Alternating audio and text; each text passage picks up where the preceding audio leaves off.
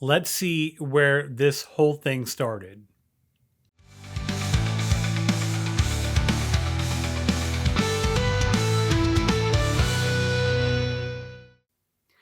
Hey, welcome back to Writer's Theory.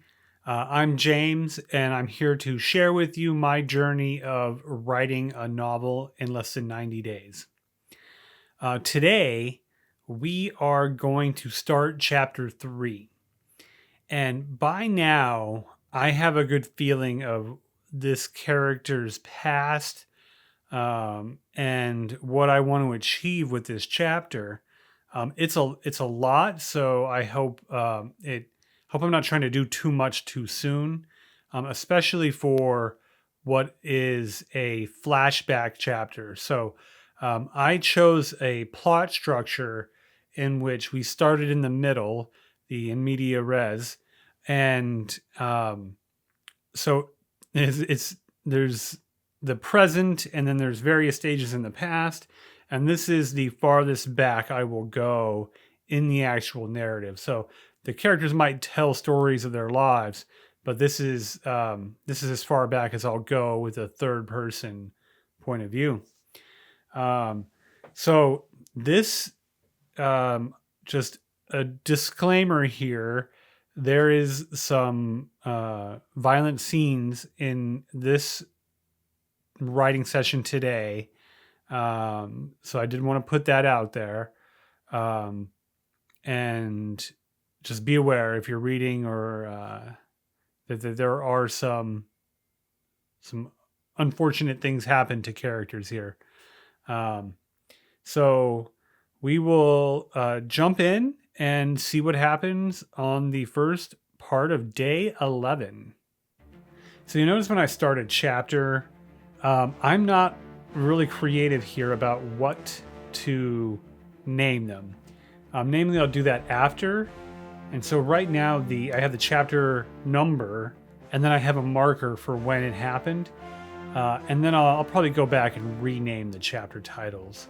But this is more of an organizational system than it is actually naming a chapter a year before, which might be fine. I don't know. And here, I think I know what I wanted the scene to be. I didn't know how it was going to go. So I just started typing. And like this is basically a group of soldiers post-Civil War, like immediately post-Civil War,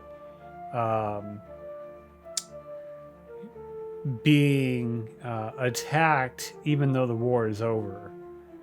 So that's what's happening here. So this is a pretty easy to write in terms of content because a lot of characters interact with a lot of action happening.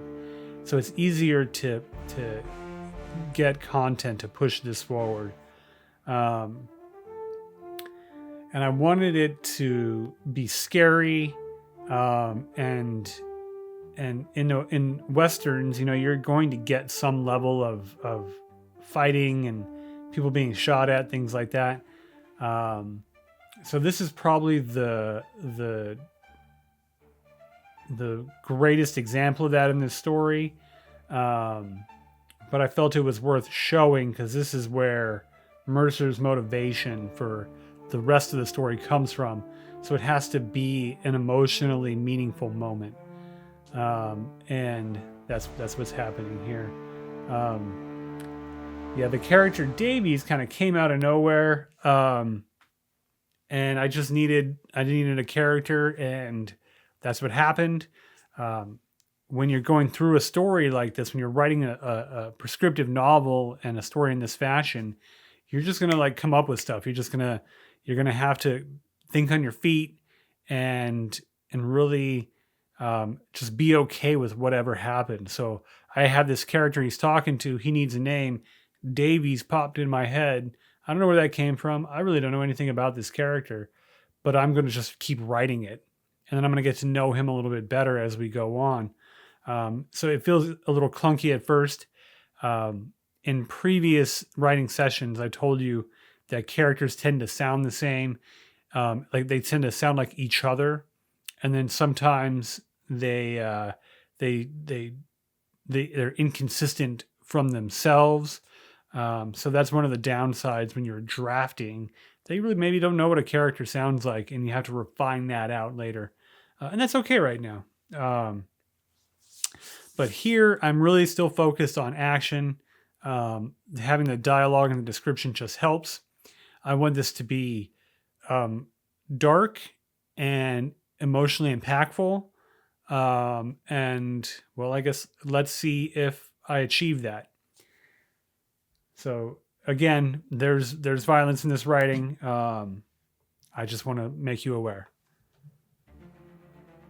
So here it's like this is probably the worst of it here in terms of the content. So the characters are trying to get away, like that's their immediate goal here, and really just wanted to have this be like he kind of loses it a little bit seeing this, and just kind of lets the moment take him before needing to escape it.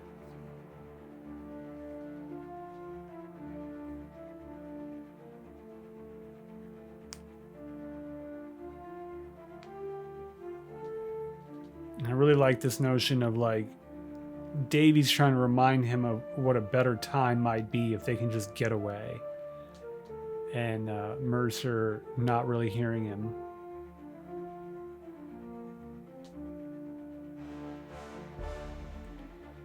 But yeah, you can see when there's a good action sequence, the content it just flows easier when you're describing a lot of activity happening.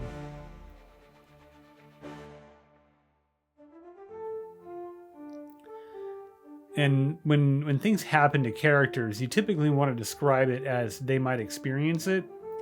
So here, like we see him get turned around, he gets spun around, versus just saying he got shot.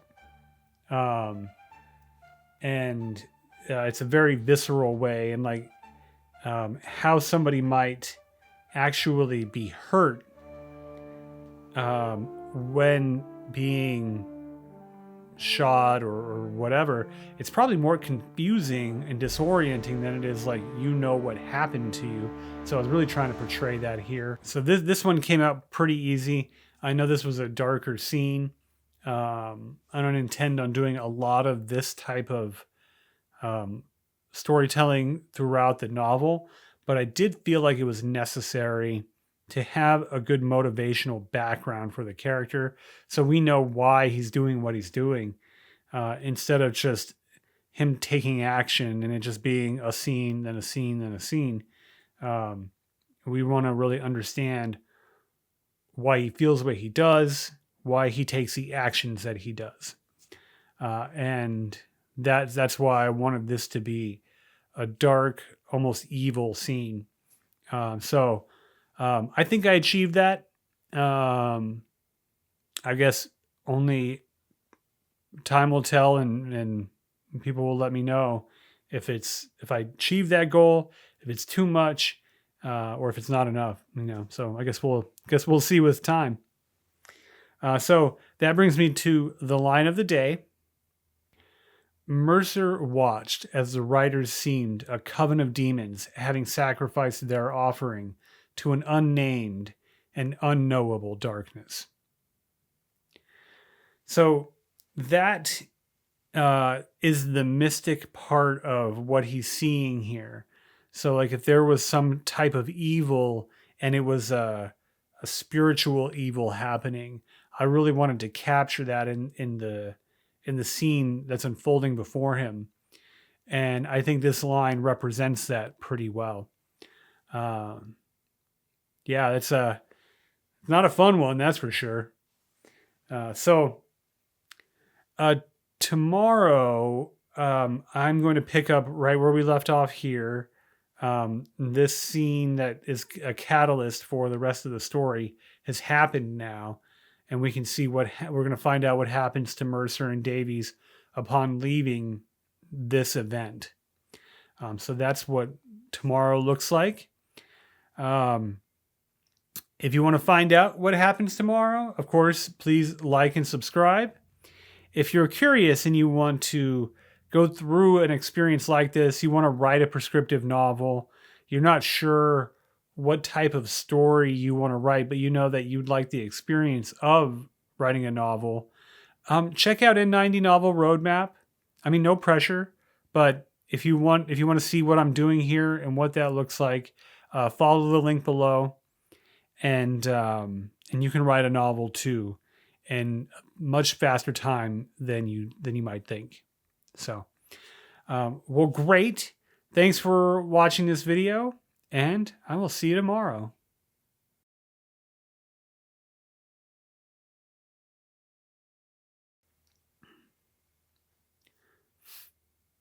Mercher.